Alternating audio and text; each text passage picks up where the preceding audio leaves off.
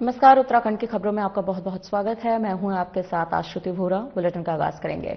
देहरादून स्थित civil services institute में आयोजित 2 दिवसीय चिंतन शिविर एवं डायलॉग ऑन विजन 2047 को संबोधित करते हुए मुख्यमंत्री पुष्कर सिंह धामी ने कहा कि विकसित भारत का संकल्प तभी पूरा होगा जब सभी राज्य समान रूप से प्रगति करेंगे।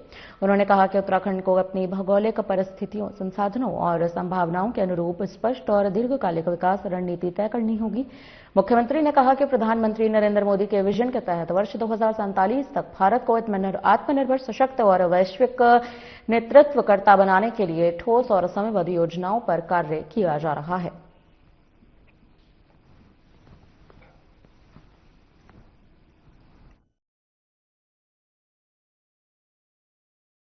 तब तक मैं भी आपके बीच में बना रहूं, आता रहूं, जाता रहूं, या अगर सशरीर न भी हूं तो किसी न किसी माध्यम से बना रहूं। क्योंकि ये जो शिविर होते हैं, ये शिविर सच में हम लोगों के लिए बहुत प्रेरणा भी देते हैं, हमारे अंदर ऊर्जा भी भरते हैं, एक विजन भी हमको देने का काम करते हैं कि आगे हमें किस दिशा में काम करना है, कैसे काम करना है, कहां पर हम खड़े हैं। जैसा अभी शत्रुघ्न सिंह साहब जितना बोल रहे थे, तो जितना उसमें से मैं समझ पाया, वैसे तो आपने बहुत बोला, अलग अलग देशों का अलग अलग, किसी का 40 से 20 हो गया, किसी का 20 से 40 हो गया, आगे पहुंच गए। उसमें से जो मेरी समझ में आया, चूंकि मैं हेड टेल और बिन टेल, तो कई बार जब हम काम करेंगे तो टेल बिंड पर भी होगी और मतलब कभी वो टेल पर भी होगी और कभी हेड पर भी होगी। तो नाविक तो वही है, कहते हैं वो पथ क्या, उस पथ की पथिक परीक्षा क्या, जिसके पथ में बिखरे सूल न हो। उत्तराखंड कांग्रेस प्रदेश अध्यक्ष गणेश गोदियाल ने देहरादून में प्रेस वार्ता कर प्रदेश सरकार और मुख्यमंत्री पर गंभीर आरोप लगाए हैं। उन्होंने कहा कि अंकिता भंडारी मामले में सरकार जांच को भटकाने का काम कर रही है। गोदियाल ने सवाल उठाया कि सीबीआई जांच को लेकर केंद्र सरकार को कोई प्रतिवेदन भेजा गया है या नहीं, इसकी जानकारी सार्वजनिक नहीं की जा रही है। उन्होंने मांग उठाई है कि सरकार उस प्रतिवेदन को सार्वजनिक करे, अन्यथा कांग्रेस आंदोलन करेगी।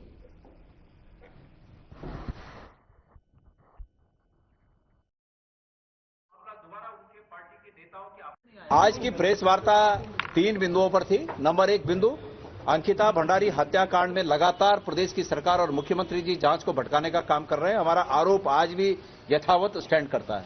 नंबर 2, जो सुखवंत सिंह आत्महत्या प्रकरण है, उस आत्महत्या प्रकरण में पुलिस के महानिदेशक महोदय से जब कांग्रेस का प्रतिनिधिमंडल मिला था, तो उसमें हमने ये बात कही थी कि आप एक अपराध के लिए छोटे अधिकारियों को और कार्मिकों को दोषी मानकर उनको हटा रहे हैं, लाइन हाजिर कर रहे हैं, ट्रांसफर कर रहे हैं, तो बड़े अधिकारियों को क्यों बचा रहे हैं। उस पर उनका यह आश्वासन था कि हम 1 हफ्ते में प्राइमरी जांच पूरी करने के बाद बड़े अधिकारी पर भी एक्शन लेंगे।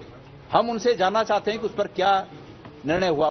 नंबर 3 बात कि भारतीय जनता पार्टी के एक विधायक को सरकार ने जमीन पर कब्जा करने के एवज में नोटिस किया है, और अगर नहीं गए तो उसके पीछे आपके अंदर की खिचड़ियां क्या क्या पक रही हैं, प्रदेश की जनता ये भी जानना चाहती है। उत्तराखंड के पर्वतीय इलाकों में लंबे इंतजार के बाद आखिरकार बर्फबारी शुरू हो चुकी है, जिससे पर्यटकों और होटल व्यवसायियों के चेहरे खिल उठे हैं। आपको बता दें, चक्राता के साथ ही गढ़वाल मंडल के मसूरी, धनौल्टी, बद्रीनाथ, केदारनाथ, तुंगनाथ, चोपता, हर्षिल, गंगोत्री और यमुनोत्री के समेत ऊंचाइयों वाले क्षेत्रों में जमकर बर्फबारी हुई। बर्फ की सफेद चादर से पहाड़ों की खूबसूरती बढ़ गई। बर्फबारी से स्थानीय काश्तकारों ने भी खुशी देखी जा रही है। लोक निर्माण विभाग के मुख्य अभियंता राजेश शर्मा ने बताया कि मौसम विभाग के अलर्ट को देखते हुए जेसीबी मशीनों और मैन पावर की तैनाती की गई है, ताकि मार्ग बाधित होने पर तुरंत खोले जा सके।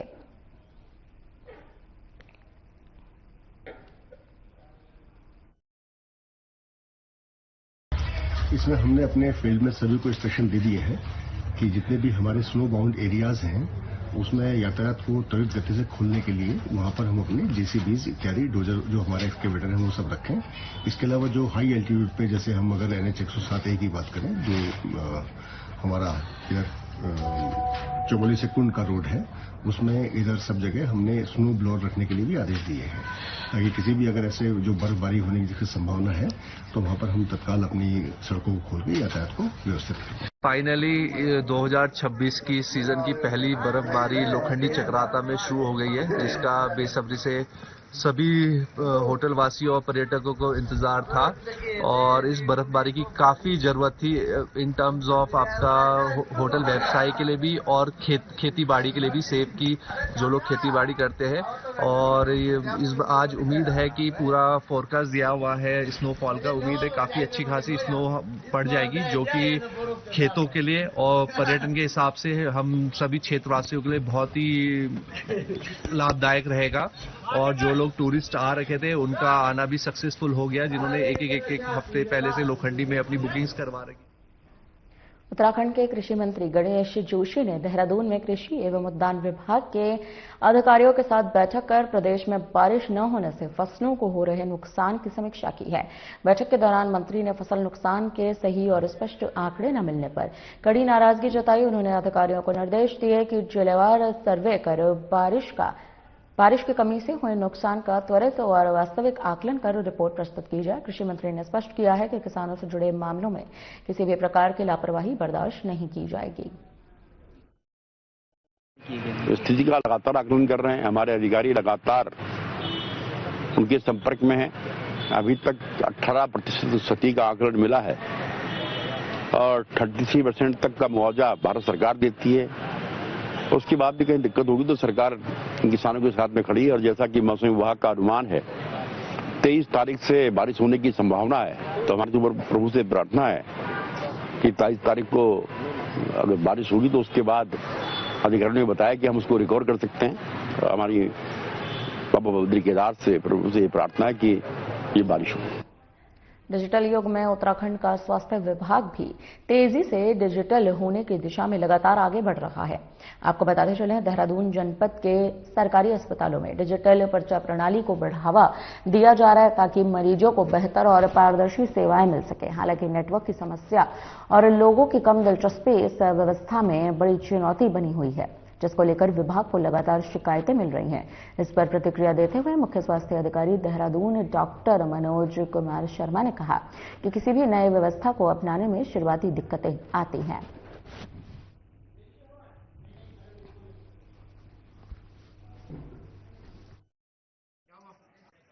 अब देखिए, कोई भी नई चीज आती है तो समय लगता है उसको करने में। अभी लोगों में अवेयरनेस नहीं है उस तरह की, और थोड़ा सा केवल इंटरनेट लोग यूज नहीं करना जानते हैं, तो ये इंडिविजुअल लेवल पे बनाने में उनको समस्या आ रही है कई बार, जिससे आधा अगर आईडी बनाई भी जाती है और अस्पताल में बनाई जाती है तो उनके पास प्रॉपर डॉक्यूमेंट ही नहीं होते, या कई लोग शेयर नहीं करना चाहते। तो ये समस्या तो है, लेकिन आप देखते हैं धीरे धीरे जैसे डिजिटल जब आया था, समय मनी ट्रांसफर की बात आई थी, सब चीज आई थी, तो लोगों में काफी इस बात को लेकर के इनर्शिया था, लोगों ने विरोध भी करते थे। तो हर चीज नई चीज का थोड़ा सा जिसमें लोगों को थोड़ा परेशानी होती है स्टार्टिंग में, उसका लगता है लोगों को क्यों किया जाए, लेकिन आप देखेंगे धीरे धीरे लोग इसको कर रहे हैं। और आने वाले समय में मैं कहता हूँ कि आभा आईडी के माध्यम से सब लोगों का जो उपचार भी प्रदान किया जाएगा, डॉक्यूमेंटेशन भी उसके माध्यम से होगा, ऐसा प्रयास। दून के जिला अस्पताल कोरोनेशन में ब्लड बैंक का निर्माण शुरू हो चुका है, जहां जिलाधिकारी सविन बंसल की पहल पर ब्लड बैंक के निर्माण को 142 लाख रुपए का बजट स्वीकृत किया गया है। आपको बता दें कि जिला अस्पताल में अभी तक ब्लड बैंक नहीं था, जिससे मरीजों के साथ तीमारदारों को भी परेशानी उठानी पड़ती थी। तो वहीं जिलाधिकारी सविन बंसल ने दून जिले का कार्यभार संभालने के बाद कोरोनेशन अस्पताल का निरीक्षण किया था। तब उन्होंने ब्लड बैंक की कमी को महसूस किया, जिसके बाद ब्लड बैंक की स्वीकृति दिलाने के साथ ही बजट भी मंजूर किया गया।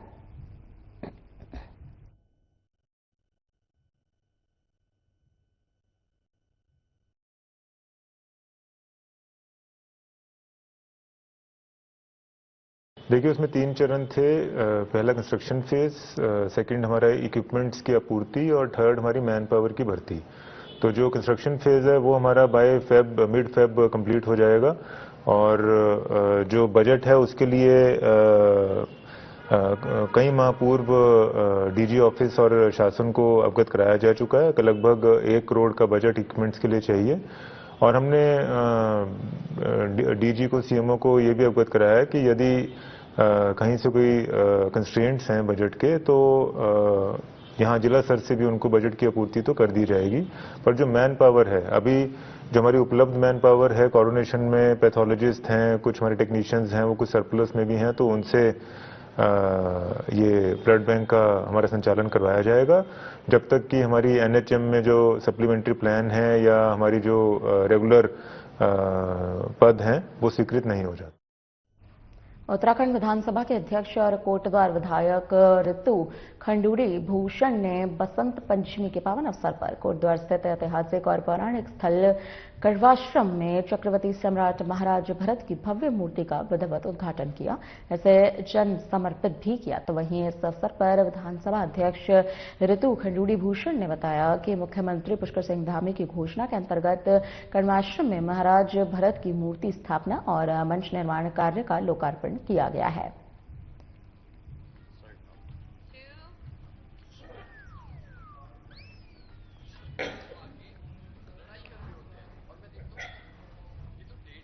जो है वो हमें केवल राष्ट्र में नहीं विश्व में हमारी पहचान बनाता है। उस पहचान को और कैसे पुख्ता की जाए, उसको और कैसे सुदृढ़ की जाए, उसका एक छोटा सा प्रयास मेरे द्वारा किया गया है। मैं माननीय मुख्यमंत्री जी का बहुत आभार व्यक्त करती हूँ कि उन्होंने इस मूर्ति को बनाने में बहुत बड़ा सहयोग अपना दिया है। उनका मैं आभार व्यक्त करती हूँ। आप सब जानते हैं कि राजा भरत के नाम पे पूरा देश हमारा भारत जाना जाता है और मुझे आज अत्यंत प्रशंसा खुश हूं मैं मन से, क्योंकि आज हमने अपना बाल काल के हमारे राजा भरत में उनकी मूर्ति को, उनका शौर्य दिखाने का हम सबको मौका मिला है। जिलाधिकारी अंशुल सिंह ने नगर में पार्किंग व्यवस्था और कूड़ेदानों की स्थिति का निरीक्षण किया है, जहां इस मौके पर जिलाधिकारी अंशुल सिंह ने पार्किंग स्थलों में अग्नि सुरक्षा उपायों की व्यवस्था, साफ सफाई करने और अव्यवस्थाओं को सुधारने के निर्देश दिए। साथ ही इस दौरान जिलाधिकारी ने नगर क्षेत्र का स्थलीय भ्रमण कर विभिन्न व्यवस्थाओं का भी निरीक्षण किया।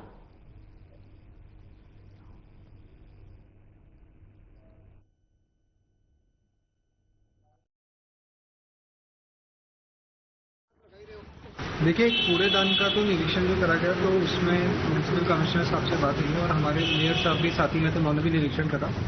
तो हम तीनों का ये मंतव्य है कि कूड़ादान लगा दिया गया है, तो लोगों की भी जिम्मेदारी है कि कूड़ेदान में ही कूड़ा फेंके। तो सब कूड़ेदानों के आसपास हम फेज मैनर में सीसीटीवी कैमरा लगाया जाएगा, एक कंट्रोल रूम सेटअप किया जाएगा और जो कूड़ा बाहर फेंकेंगे उन पे चलान किया जाएगा। इसके अलावा जैसे जानवर उधर आ जाते हैं और कूड़े दान से मतलब कूड़ा निकाल लेते हैं, उसके लिए केज टाइप सा बनाया जाएगा जिसमें लॉक सिस्टम सा रहेगा। तो जब हमें कूड़ा निकालना होगा तो लॉक खोल देंगे, अदरवाइज वो बंद रहेगा।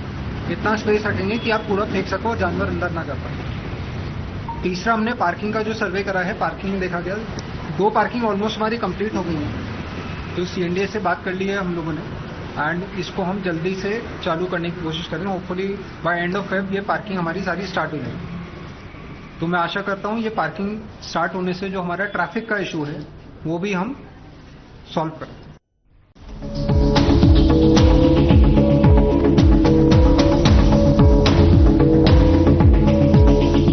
घुटना, कंधा या कमर, चाहे जैसा हो दर्द, डॉक्टर ऑर्थो आपको देता है दर्द से पूरी आजादी। ये कोई टेम्पररी पेन किलर नहीं, आयुर्वेदिक औषधि है। क्या आप जिम जाते हैं, कसरत करते हैं, फिर भी आपकी सेहत नहीं बनती? काजू, बादाम, किशमिश, मेवे, प्रोटीन के डिब्बे खाते हैं, फिर भी कुछ असर नहीं होता? तो इसका मतलब है आपका पाचन तंत्र खराब है। और जब तक के पाचन तंत्र दुरुस्त नहीं होगा, आप जितना मर्जी अच्छे से अच्छा खा लो, आपकी सेहत नहीं बन सकती। इसलिए हमारी संस्था सन्यासी आयुर्वेदा ने एक ऐसी दवा का निर्माण किया है जो कि आपके लिवर, आपके पाचन तंत्र को दुरुस्त करने का काम करती है, ताकि आप जो भी खाएं उसका पूरे का पूरा निचोड़ आपके शरीर को लगे, आपकी भूख बढ़े, खाया पिया सही से लगे, नया खून बने, हड्डियों में जान आए, वजन बढ़े और आप मोटे तगड़े खूबसूरत पर्सनैलिटी के मालिक बन जाएं। सिर्फ 655 रुपए की पूरे 1 महीने की दवा होती है और आप इसे घर बैठे 011-45454545 पर फोन करके दवा मंगवा सकते हैं।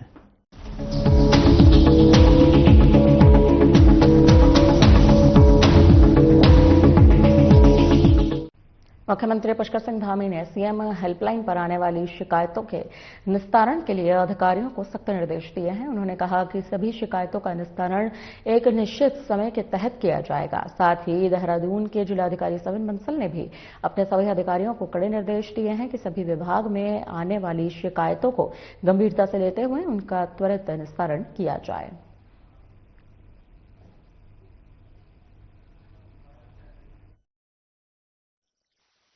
देखिए, सीएम हेल्पलाइन माननीय मुख्यमंत्री द्वारा एक ऐसा फोरम प्रदान किया गया है कि माननीय मुख्यमंत्री जी तक, हमारे उच्च अधिकारियों तक एक आम जन का पीड़ित व्यक्ति, बुजुर्ग, महिला अपनी बात रख सकते हैं। तो उसको विद इन टाइमलाइन निस्तारित करना हम सभी विभागीय अधिकारियों का दायित्व है और इसी की मॉनिटरिंग के लिए समय समय पर सीएम साहब द्वारा डीएम से निर्देशित किया जाता है और जो डिपार्टमेंट्स लैक्स हैं, इनसेंसिटिव हैं, उन पर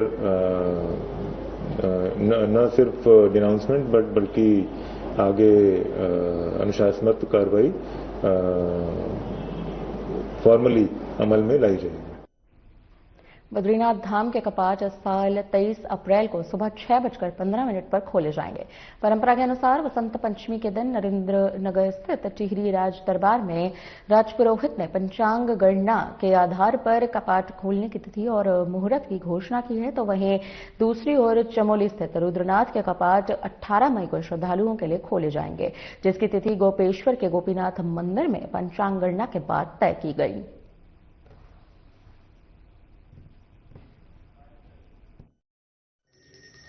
को मैं इस साल के बद्रीनाथ के कपाट के खुलने की तारीख बता रहा हूँ। इस साल 23 तारीख अप्रैल 6:15 बजे सुबह या प्रातः आपको कपाट खुलेंगे और उसी महीने के 7 तारीख अप्रैल को गाड़ू तेल का कार्यक्रम भी यहाँ होगा।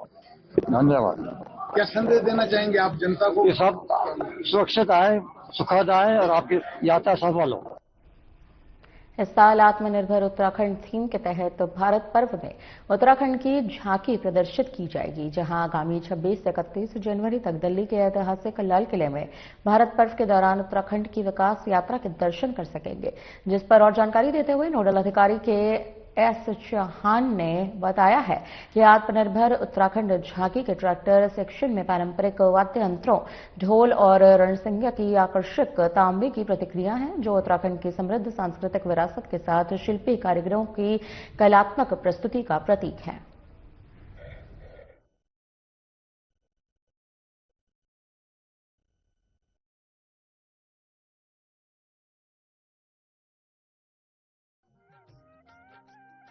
जो आत्मनिर्भर भारत के राष्ट्रीय विजन के अनुरूप राज्य की सांस्कृतिक, आर्थिक एवं पारंपरिक आत्मनिर्भरता को दर्शाती है।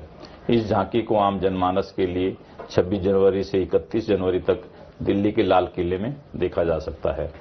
उत्तराखंड की झांकी समृद्ध सांस्कृतिक विरासत को उसकी प्राचीन शिल्पकला के माध्यम से प्रभावी रूप से प्रस्तुत करती है, जो आज भी जीवंत रूप से समाज का हिस्सा बनी हुई है। स्थानीय कारीगरों द्वारा पारंपरिक तकनीकों से निर्मित तांबे के बर्तन एवं उपकरण न केवल उत्कृष्ट शिल्प कौशल का उदाहरण है, बल्कि राज्य के सामाजिक, सांस्कृतिक एवं धार्मिक जीवन में भी इनका विशेष महत्व रहा है। हरिद्वार कुंभ क्षेत्र में गैर हिंदुओं के प्रवेश पर रोक के फैसले का बीजेपी अल्पसंख्यक मोर्चे ने स्वागत किया है। जिला महामंत्री ताजुद्दीन दरसी का कहना है कि ये निर्णय कुंभ क्षेत्र की पवित्रता और धार्मिक आस्था की रक्षा के लिए लिया गया है। उन्होंने इसे म्युनिसिपल बायलॉज के अनुरूप बताया है।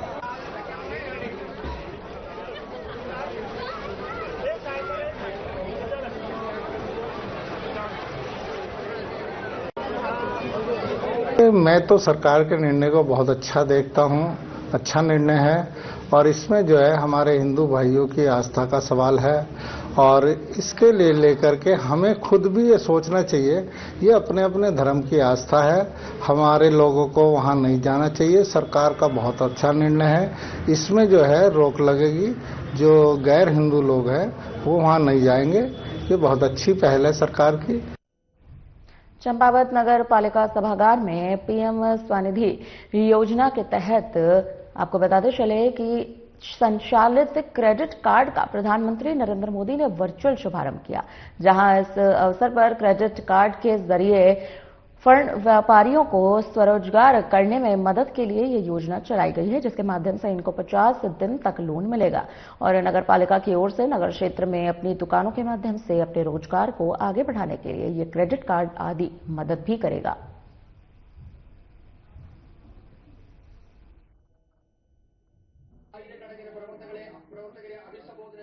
मैं नगर पालिका की तरफ से नगर पालिका के अध्यक्ष सभी जनता को तहे दिल से अपना प्रणाम करती हूँ। और आज जो हमारा यहाँ पर कार्यक्रम है वो कार्यक्रम है हमारा पीएम स्वनिधि क्रेडिट कार्ड योजना जो आज हमारा लॉन्च हुआ है। तो आज हमारे माननीय मोदी जी ने भी आज उसका केरल में कार्यक्रम है। योजना स्ट्रीट वेंडर्स के वेलफेयर के लिए कोरोना काल में भारत सरकार द्वारा लागू की गई थी। इसी योजना को रीस्ट्रक्चर करके पुनः लॉन्च किया गया है, जिसमें 3 तरह से हम लोग लाभान्वित हो सकते हैं। प्रथम चरण में 15,000 रुपये, द्वितीय चरण में 20,000 रुपये और तृतीय चरण में 50,000 रुपये का जो ऋण है वो हमारे द्वारा वेंडर्स द्वारा लिया जा सकता है। इसके अलावा आज जो लॉन्चिंग हुई है उसको भारत सरकार स्तर पर माननीय प्रधानमंत्री जी द्वारा केरला में लॉन्च किया गया है। उसी क्रम में चंपावत क्षेत्र में भी इस स्कीम को लॉन्च किया गया है। और महत्वपूर्ण बात यह है कि वेंडर्स को अब सीधे ही क्रेडिट कार्ड दिए जा रहे हैं। टिहरी गढ़वाल जनपद के देवप्रयाग विधानसभा क्षेत्र के हिसरिया खाल और अकरी पट्टी में लंबे समय से चले आ रहे पेयजल संकट को लेकर ग्रामीणों का आक्रोश गुरुवार को सड़कों पर दिखाई दिया। ग्रामीण ढोल तमाऊ के साथ नारेबाजी करते हुए कीर्तिनगर तहसील पहुंचे। जल संस्थान, जल निगम व जिला प्रशासन के खिलाफ प्रदर्शन किया। ग्रामीणों ने पेयजल योजनाओं का कार्य शीघ्र शुरू करने और नियमित जलापूर्ति की मांग भी उठाई।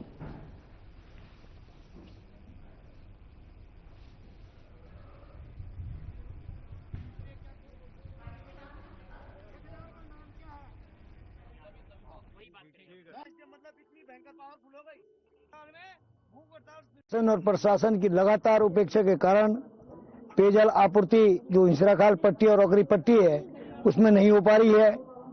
करोड़ों रुपए का वारा न्यारा विभाग द्वारा किया जा रहा है अनुरक्षण बजट के नाम पर, और स्थानीय विधायक अपने निजी स्वार्थ के लिए किसी अपने निजी व्यक्ति को उसका ठेका दिया हुआ है, और जिससे ठेकेदार का तमाम अधिकारियों पर, चाहे एसडीएम हो, चाहे अधिशासी अभियंता हो, चाहे सहायक अभियंता हो, चाहे अवर अभियंता हो, कोई काम करने के लिए तैयार नहीं है, क्योंकि कहीं न कहीं संरक्षण ऊपर स्तर पर विधायक का है।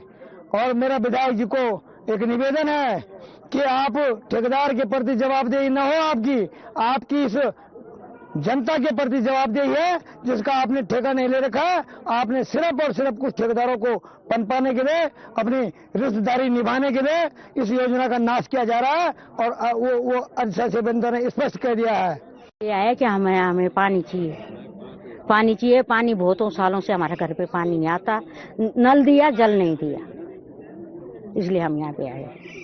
क्योंकि हमारा जे साहब, हमारा एसडीएम साहब बह रहे हैं, हम उनके कानों में सुनाना चाहते हैं कि जरा ढोल दमाम बजाए, तो बह रहे हैं, सुनता ही नहीं। क्या बात करें, ढोल वाले चुप हो गए, वो सुनता ही नहीं है।